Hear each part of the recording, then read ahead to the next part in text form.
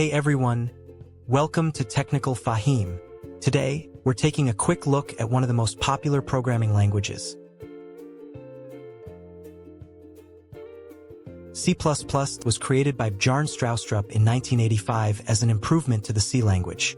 It's used in everything from game engines to operating systems because it's fast and gives developers a lot of control. So, what makes C++ special?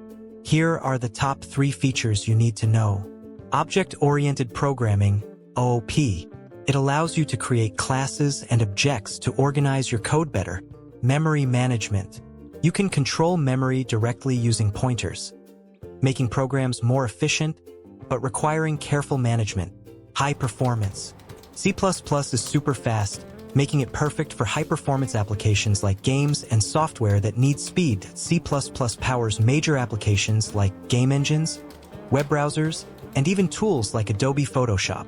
If you're into game development, software engineering, or systems programming, learning C++ can open doors to all of these fields.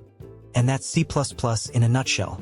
If you want to dive deeper, hit subscribe and check out our upcoming videos. Thanks for watching.